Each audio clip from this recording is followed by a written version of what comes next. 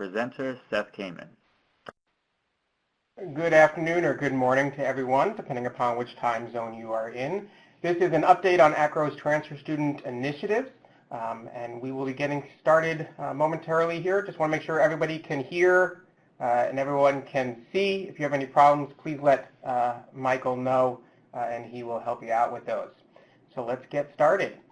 I want to introduce our two presenters for today.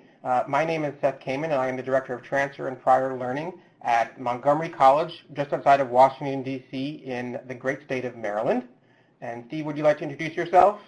Absolutely. Steve Handel, I'm the Associate Vice President for Undergraduate Admissions for the University of California System here in beautiful downtown Oakland in sunny California. Wonderful. Our goal for today and our agenda are now up on the screen.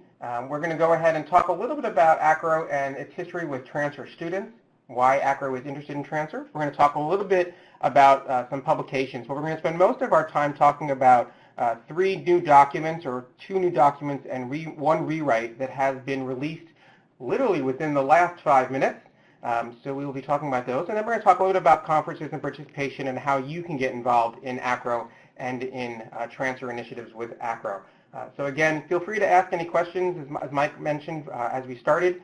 We'll go ahead and get to those as we can, but most likely at the end, where Steve and I's emails will be available, so you'll be able to email us if you have any questions that we don't get to. So let's go ahead and get started with AACRAO and transfer. AACRAO actually has a rich history of working with transfer and transfer students. I've been involved with transfer students in AACRAO for about 12 years now, so it goes back even further than that. For those of you who don't know, there is an annual transfer conference that has merged with a technology conference over the last couple of years. There are work groups, there are committees, there are also publications that we'll talk about. Transfer, of course, has become one of the hot topics in higher education as more and more students are transferring. Estimates are anywhere between 1 in 10 to 1 in 8 students are transfer students. That number probably increases considerably when you actually add in prior learning credit, high school credit, past experience, portfolio, etc. Those credits sometimes count as transfer, sometimes they do not, depends upon the institution, but they are all options where students arrive in an institution with some type of learned experience that they are looking for credit for. Research has been done by some AACRAO partners, the National Student Clearinghouse, College Source, etc. But AACRAO is really looking at a way to find a foothold in transfer and transfer initiatives and transfer students by working with and helping you implement best practices. We're not necessarily looking to do additional research. We're not necessarily looking to prescribe opportunity, but rather to really talk about how to do all the things that are coming out of all the other research that's being done by Lumina, by Gates, by Community College Resource Center, by NSC, College Source, etc. So that is the role that AACRAO is going to be taking, building on the history that it already has working with transfer students. Everything that we are talking about today, or that will be coming up, is actually going to be on a new site that was launched a couple of months ago, the Transfer Initiatives website, and you have the URL there on the top of the page.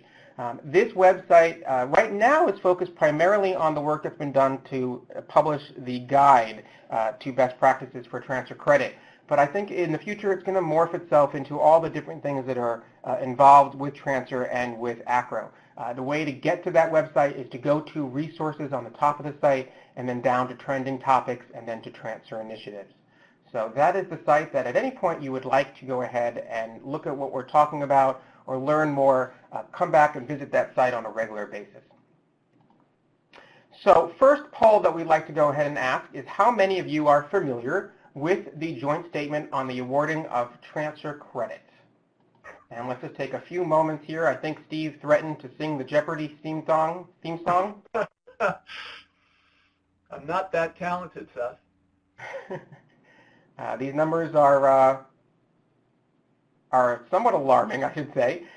52, 54. I feel like it's election night, and we are seeing.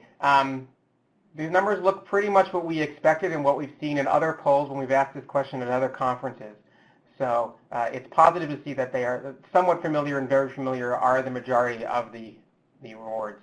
And we have about 200 people on the call, so we're just about where everybody is. It's okay if you don't have an answer for us.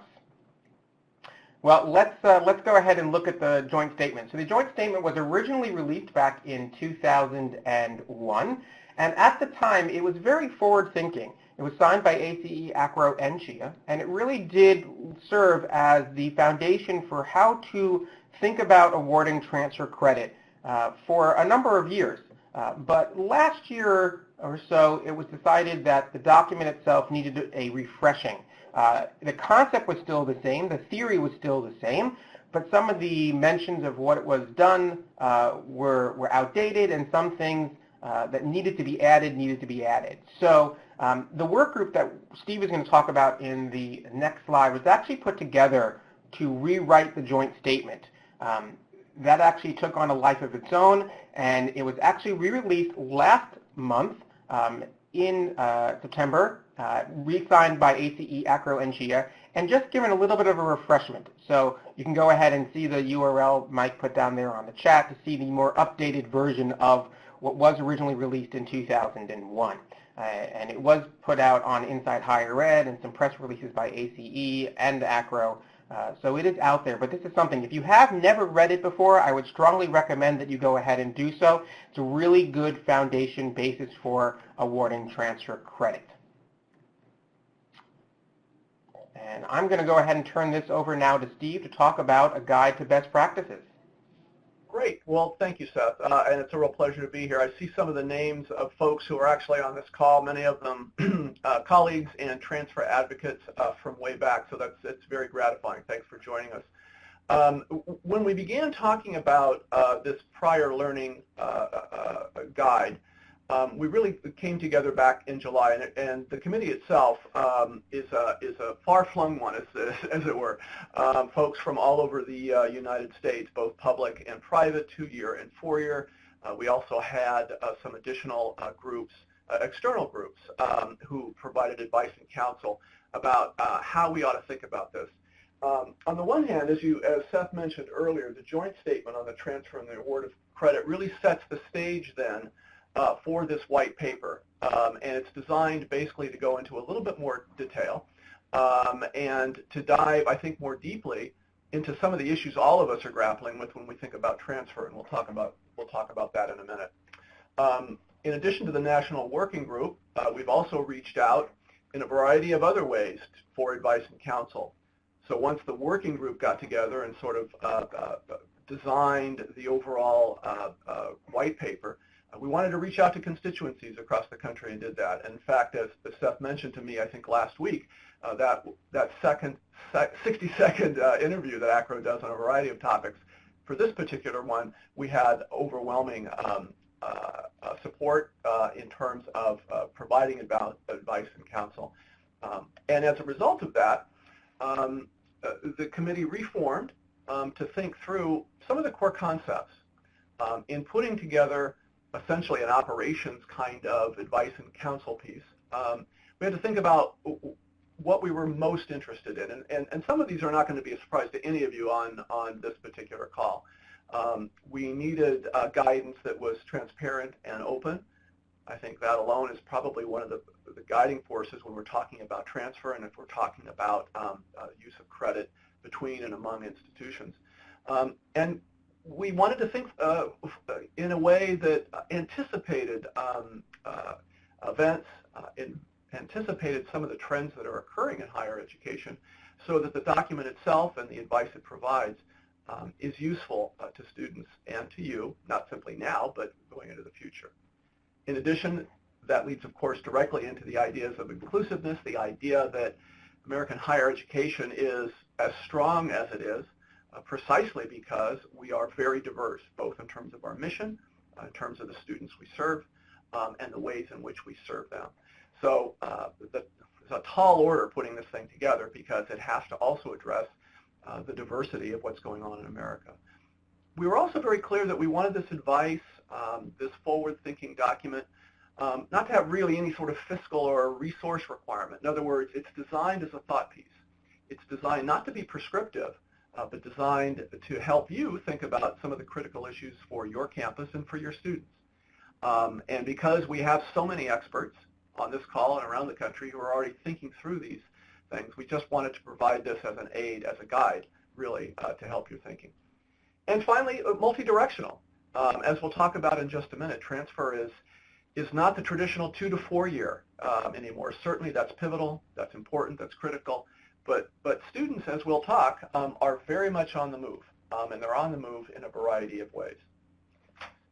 Well, let's talk a little bit about the guiding principles, and let's talk a little bit, if I could, about the context for this work. First and foremost, you know better than any of us that students are on the move. They stop, they start at a 2-year, they go to a 4-year, then they may come back to a 2-year. They may go to a nonprofit, they may go to a for-profit. The plain fact of the matter is this movement, this focus on credentials and degrees is really fueled by a worldwide rush to earn credentials. You know, there is a lot of debate, of course, on those cable news channels that will go nameless, about whether or not higher education is valuable, whether or not it provides students with the kinds of job opportunities that they need to have. Well, folks are already, as you know, voting with their feet. They're coming to our institutions. They're hungry for these credentials. They're hungry for additional training because they know, like you know, that this is the best opportunity for the vast majority of students to become part of the middle class, to contribute culturally and economically to the United States. So in thinking about transfer and thinking about its complexity, we also needed to be thinking about what was occurring on your campuses. The other part of this is that, as I said earlier, transfer is more complicated, both in terms by the trajectory of which way students are going, 2 to 4, 4 to 2, public, private, but also by the types of credit that they are putting together, that they are cobbling together.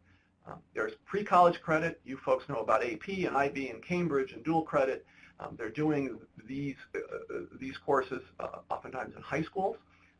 There's a whole raft of different kinds of college credit, the traditional liberal arts curriculum being enhanced by new workforce curriculum, pre-professional curriculum.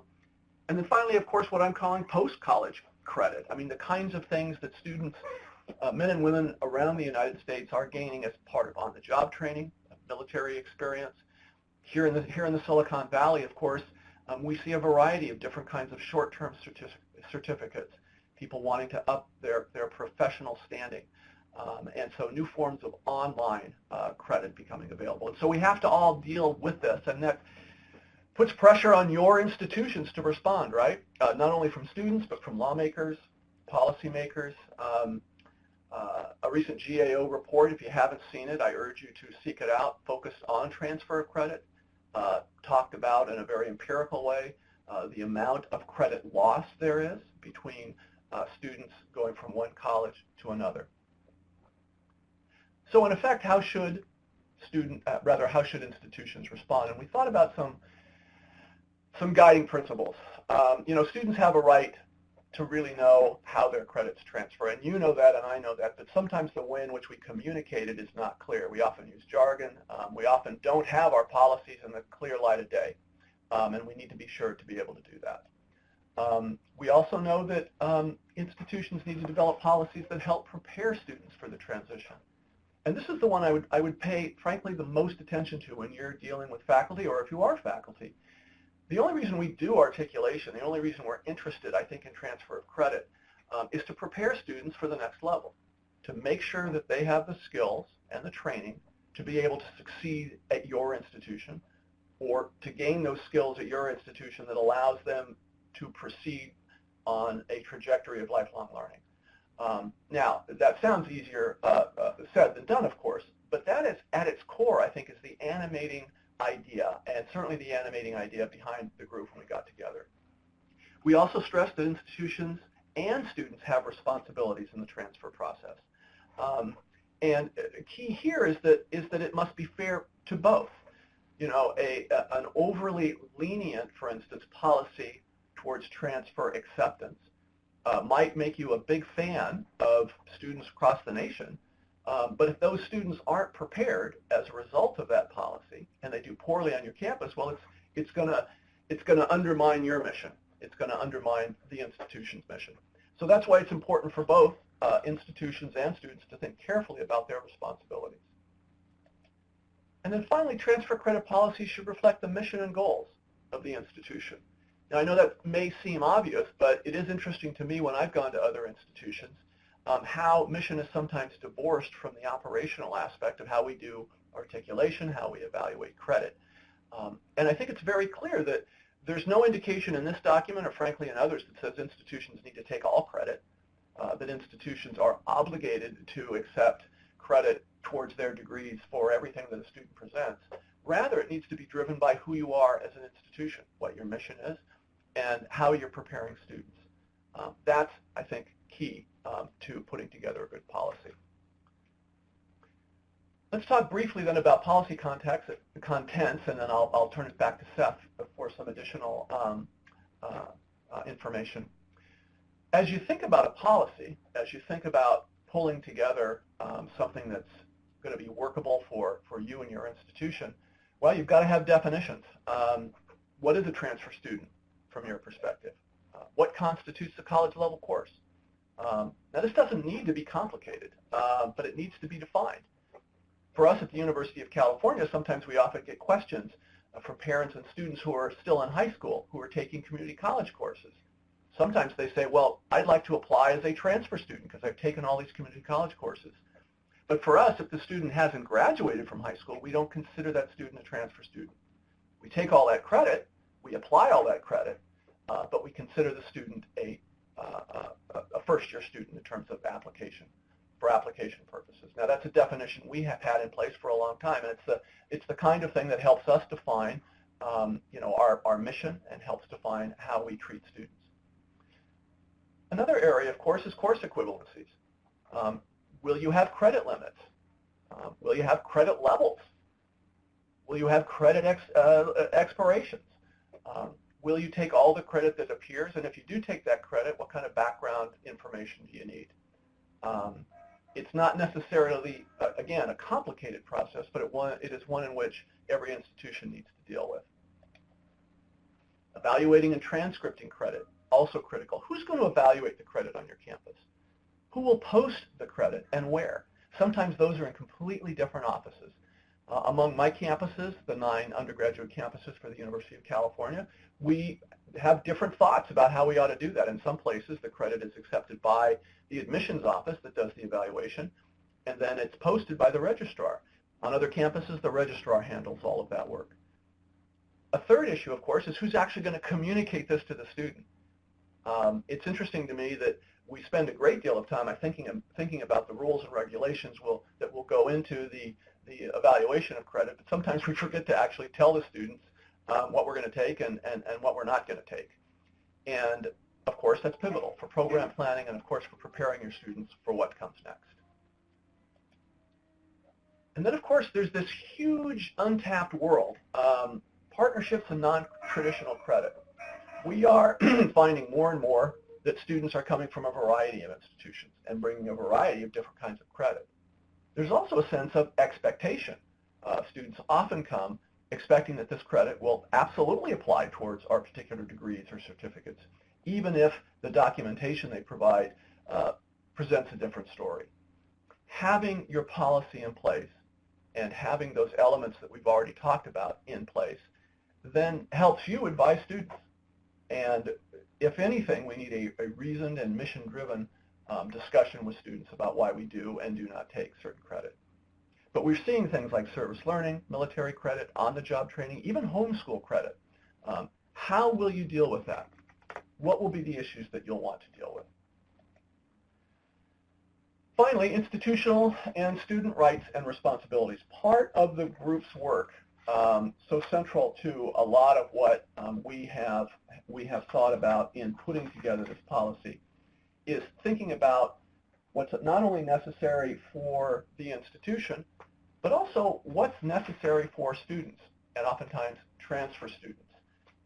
For many of you, I know that you are transfer advocates. I've been a transfer advocate most of my career, and I do know that the needs of transfer students are often, frankly, secondary to the consideration of credit, to the consideration of admissions policies and practices.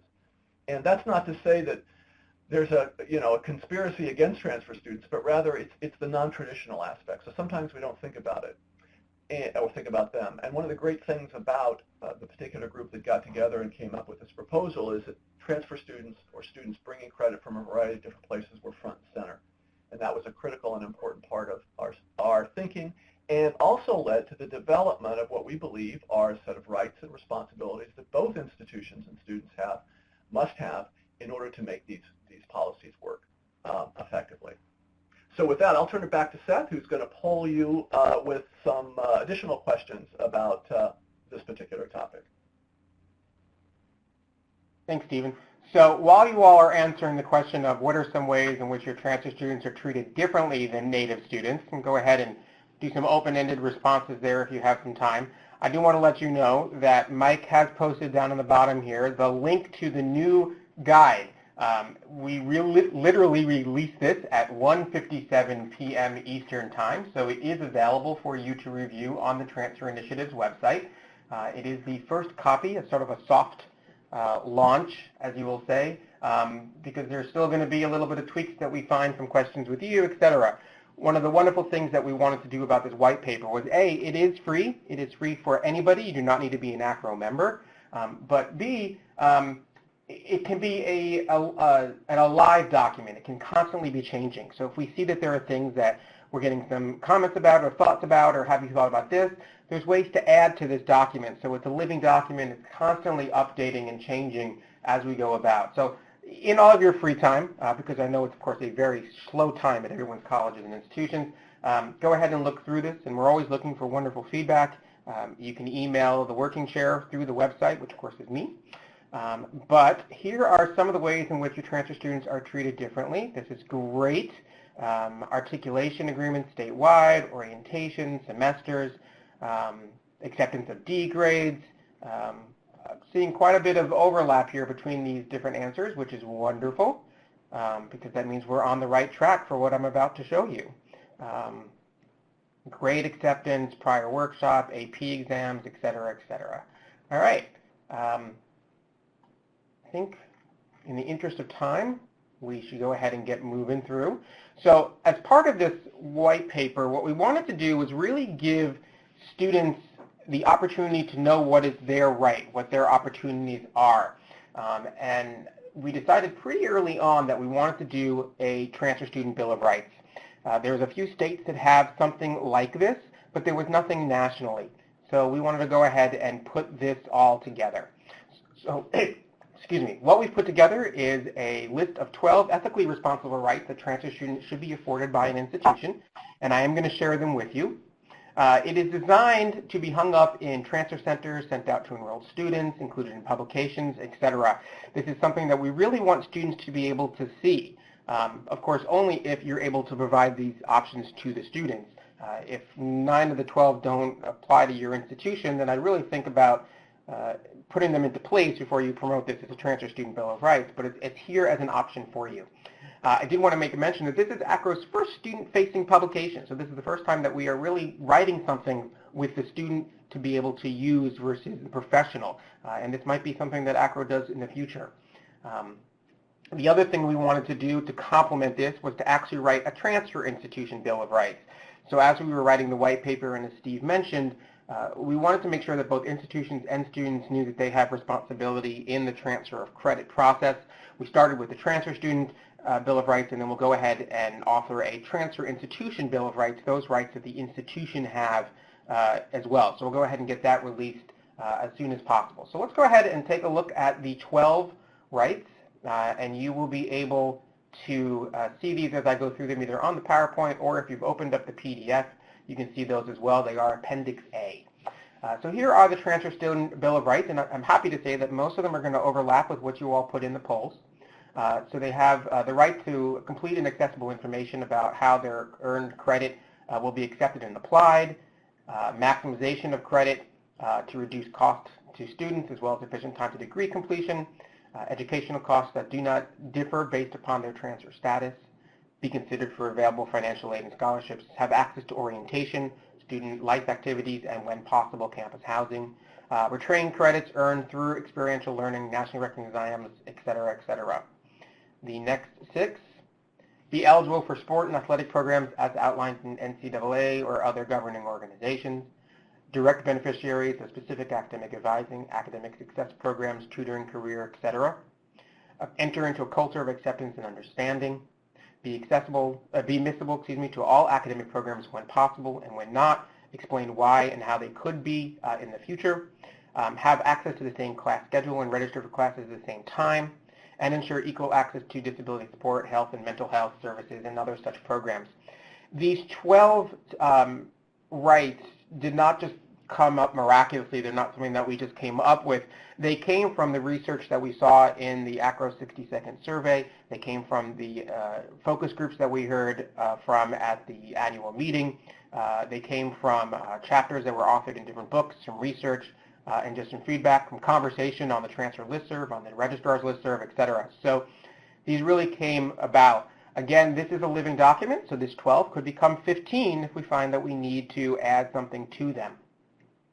And these are Student Bill of Rights. If you want to go ahead and take out 2 of them because they're not applicable to you and use only 10 of them, that too is something that you could do. We can certainly work with you to get that published. So those are the Transfer Student Bill of Rights. They are, of course, as I mentioned, live in a guide to best practices awarding transfer and prior learning credit, which is now downloadable from the Transfer Initiative's website. Also from the website, you can find 2 additional AACRAO publications working with transfer students. If you have not already seen them, I strongly recommend it.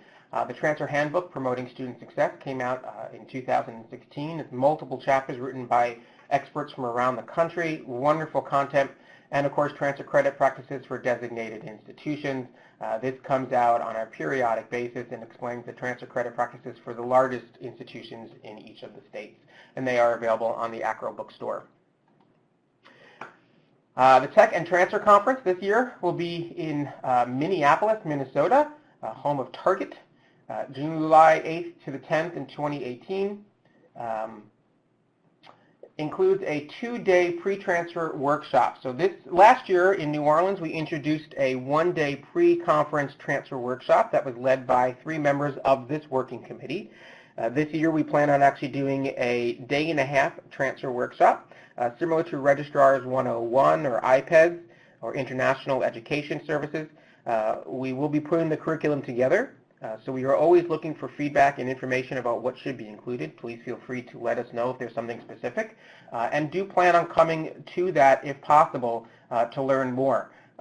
I'm not sure exactly of the function, whether you'll be able to come to all 1.5 days or whether it will be broken up into multiple ones, but we will certainly find that out. Also, the call for programs for Tech and Transfer, the priority submission deadline is November 15th. You can visit the website, and those are just some of the options that we are looking for program options for this. If you aren't able to make Tech and Transfer, or if you have some topics that you would like to present or listen to or see, the presentations for the 2019 AACRAO Annual Conference, which will be in Los Angeles, will be opening shortly after Thanksgiving, and you can certainly go ahead and recommend those. The AACRAO Annual Meeting is in Orlando in March. That sessions will be released on the website for viewing soon, and you'll be able to see those. There is a transfer track to that as well, so you'll be able to get that. Other ways to get involved, there is a Transfer and Articulation Committee. This group helps solicit sessions for the annual meeting. If you're interested in being on that, you can go to the website and fill out an application to be on the committee, and the chair will go ahead and review those for you. They are always looking for new members for that committee. If you weren't aware, there is a transfer listserv. The URL is there. It's also available on the bottom of the AACRAO page. You do not need to be a member of AACRAO to be on this listserv, but it's really a great listserv to throw an idea out or a thought out or a question out to hear back from professionals from around the country to your four-year public-private, etc. There's also a few more initiatives that are going to be coming out as time goes on, and we're always looking for members for future transfer work groups. So if you are interested in being on a work group, this will be a short-term assignment of doing research, writing something, looking at an issue, etc. Please let AACRAO know that you would be interested in doing that. You can certainly send them an email if you'd like to. You can send me an email, and I will be happy to forward that information as well. We're always looking for diversity when it comes to talking about, looking at, researching transfer initiatives. If you have another idea for AACRAO and transfer initiatives, something we should be looking at, something we should be talking about, something we should be authoring or researching, please let us know. We will be happy to take ideas, recommendations, and thoughts. Again, you can email me or you can go ahead and email AACRAO directly. There's a question there. I'm going to go ahead and take that right now just because we are right where we are. Transfer and Articulation Committee are working on, right now they are working on soliciting or beginning to solicit opportunities for the LA conference, which again is in 2019. We do start planning the conferences this early for that, and they will be soliciting workshop presentations sometime after probably December, January. They'll be sending out information about soliciting presentations for that workshop. You can, of course, go ahead and go onto the committee website. Mike put the link up there to see who's on that membership and see what the opportunities are. There's really nothing that says what they're working on, but you can certainly go ahead and email the chair, Katie Scheinwick, and see what they are, how you can help with that. There's a question there about our content information. It says, if you knew what was coming next, there are Stephen and I's names and email addresses. Please go ahead and feel free to email us any questions. But this would be the time to go ahead and start asking questions about the guide, about the Transfer Student Bill of Rights, joint statement, any other thing that's going on in AACRAO Transfer Initiatives world. This is Steve Handel again. Let me also add with regard to the Bill of Rights, and I neglected to mention it. Both the white paper as well as the Transfer Bill of Rights, again, are from a collection of colleagues, again, from a very diverse set of colleges and universities, as well as higher education organizations, higher education advocacy organizations focused on transfer, to provide a set of guidance, really. None of this is designed to be prescriptive. It is designed to get its arms around the great diversity of colleges and universities in America, and that's a challenge in itself. So I second Seth's comment with regard to we're hoping that these resources spur you to think about these issues and then develop policies and practices that work for your institution specifically. The only real avenue for me when I decided to do this work wasn't to prescribe, but to identify the issues at hand. Transfer students throughout the United States need your advice and counsel, need more explicit advice and counsel. What I have said in a lot of conferences and in my own writing is that, certainly we never require students who go to Ivy League schools or even to mine to transfer in the middle of their undergraduate careers, but we do ask students who oftentimes have the least college knowledge to make that transition, and it's oftentimes an extremely challenging one. And that's fine. I think transfer is a huge and important experiment that is now over 100 years old. Its success is very clear, but we can do better. We can get more students across that chasm, and the way we do that is making sure that your advice and counsel, making sure that your policies see the light of day, are fair to your institution as well as to your students. And in that way, along with all the other stuff you're doing, will up the transfer rate and ensure that the students who begin and who transfer are going to be treated well. Thank you. Danielle, you asked the question, I guess, a little bit earlier about eligibility come from.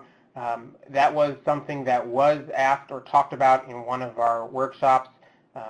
The issue in that situation, if I remember correctly, was that students didn't know that they had the right to do that. It was kind of forward thinking. We sometimes think that students are transfer only when they attend the institution, they transfer to the 4-year or the 2-year, wherever they're transferring to, but we often forget that students are doing their research before they transfer, and knowing that they have the option to transfer, the eligibility requirements there was important to point out. I do see NAIA. We probably do want to actually go ahead and add that to the Transfer Bill of Rights as an organization, not just to single out NCAA as well. So other questions that we have, I think, are coming through.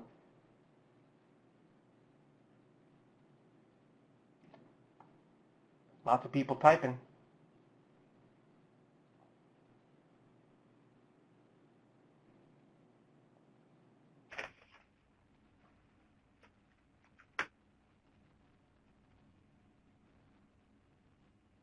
International transfer credit streamlining initiatives.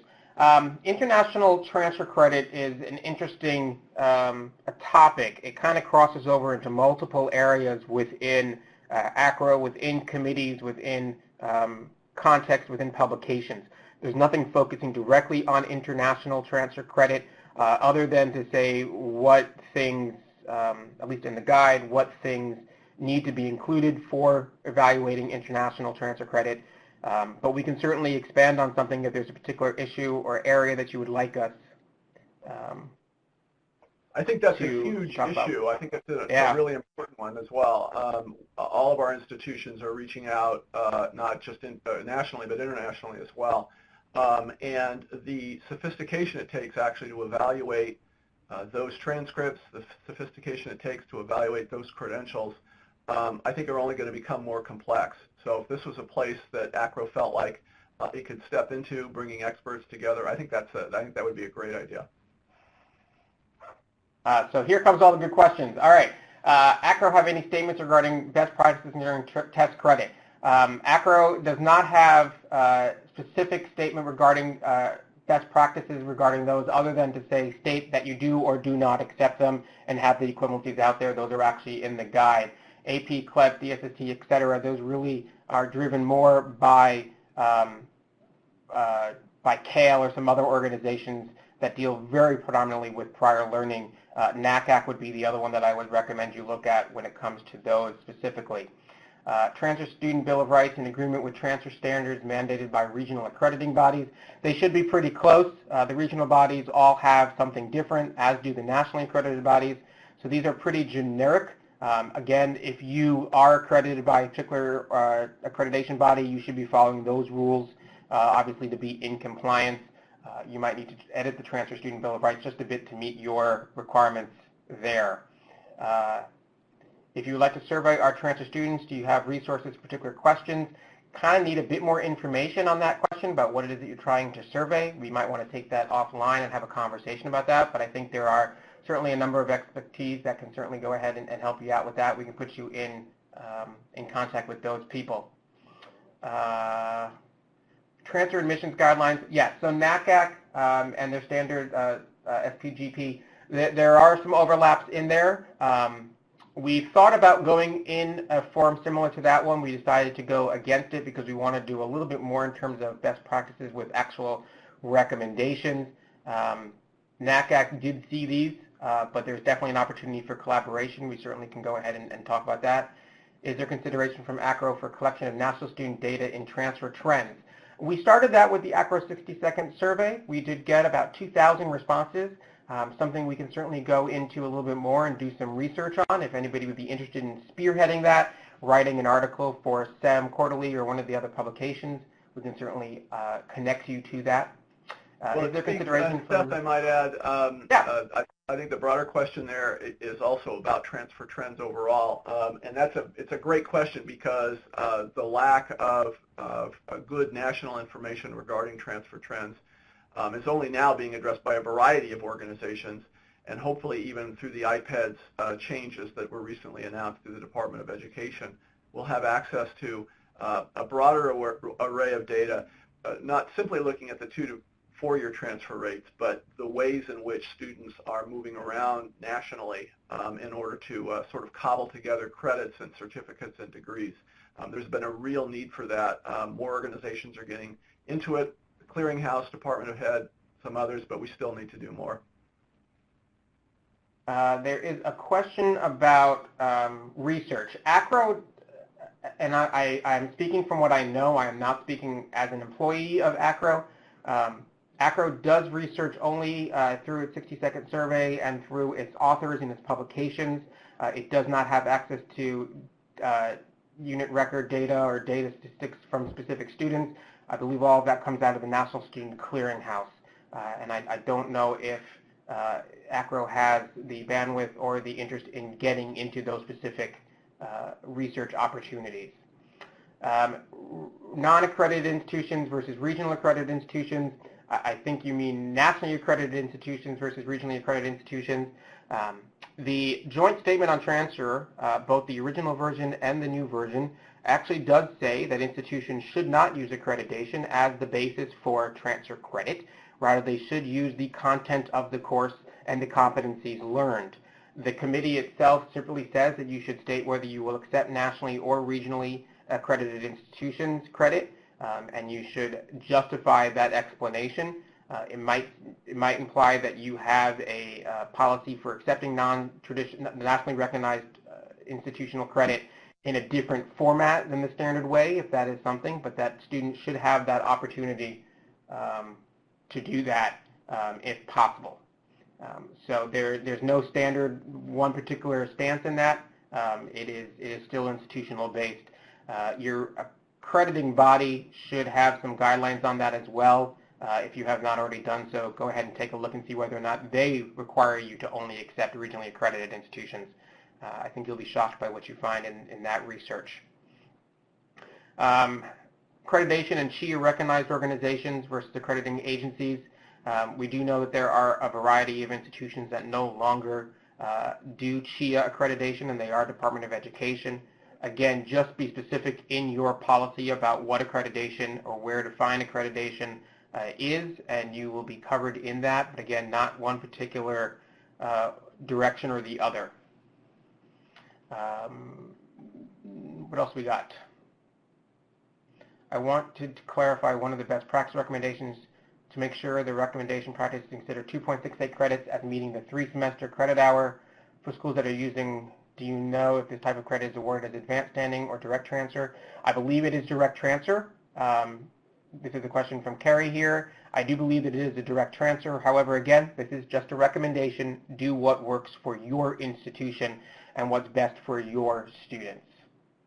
Has AACRAO thought about development of similar best practices guidelines for articulation, development, and implementation?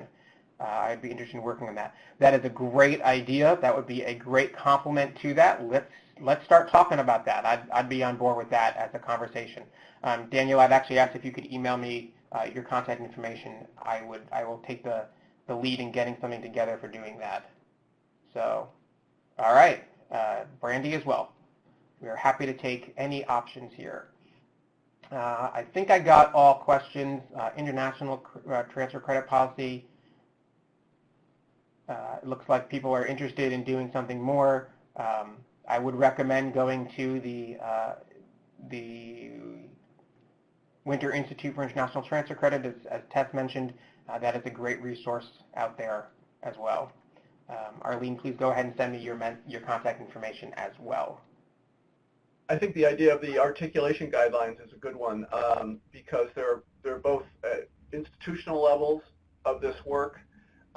There is also increased interest on the part of accounting organizations or state-level accountability initiatives. Here in California, the University of California has had in place a series of articulation guidelines since not last century, the century before that, where we still approve all courses in the high schools as well as in the community colleges as whether or not they're acceptable for a University of California degree. It's a huge undertaking, but out of that have come some lessons in terms of both policy as well as streamlining this work, because it's a very, very tall order, particularly if you're a single institution and you want to do articulation across many other institutions.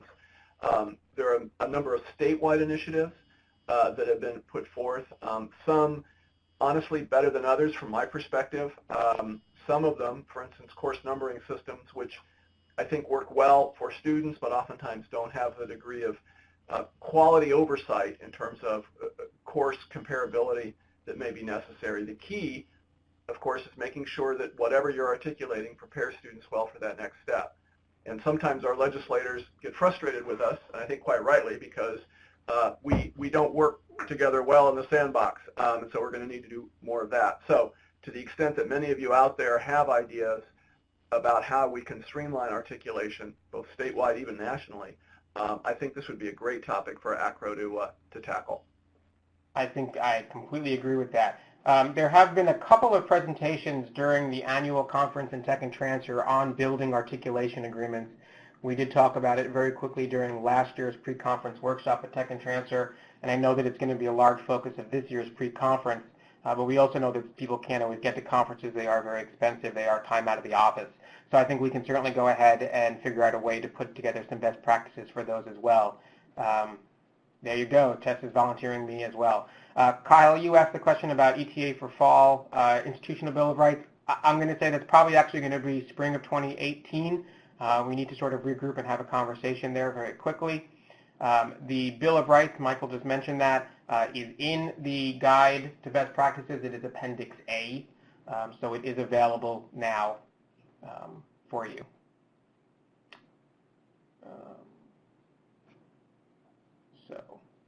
And I'm already seeing my email jump up with emails, people volunteering to be on a committee. That is fantastic. We love that.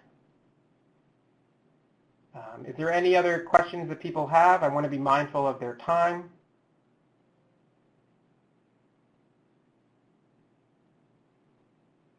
Well, again, I would also emphasize for folks who have a chance to go through both the statement as well as now the guide. I'm sure AACRAO would be appreciative of receiving your advice and counsel. Part of this, again, is to know whether or not it's in the least bit useful for your work. And I suspect some parts will be more useful to others than others, but AACRAO needs to know that. So you should feel free to reach out to AACRAO with your advice and counsel. It will eventually get to the committee as well, and I think it would be very helpful. I'd also like to mention that a few of us from the committee will be going around to different conferences around the country over the next couple of months, doing presentations on this. I know that we're going to be at the College Board in New York next week. We might be at NITS in Atlanta in February. We'll be at annual conference in Orlando in March, etc. So we'll be out and about doing this presentation. If you feel that this is something that you would like us to do, an individual webinar or a conversation with your institution or your state organization or something, please go ahead and let us know as well. And if we can accommodate that request, we will be happy to do that as well. We really want to get information out about the guide and get the feedback that we need to continue to make it a usable working document for the institutions around the country. And if there are no other questions, I think we can wrap it up. Well, it's been fun. Thanks for volunteering me for this and for having the opportunity to do it. These questions are spot on, and they've also focused on some additional work we need to do as well. So my thanks actually to everybody who participated, as well as to you, Seth, and your team, and the AACRAO team that put this all together. And well, thank you, Steve, for volunteering your time. I know you are a very busy person. Thank you all very much for your questions and your comments and what looks like around 25 emails already since we started the conversation. So thank you all very much. Have a great rest of the day.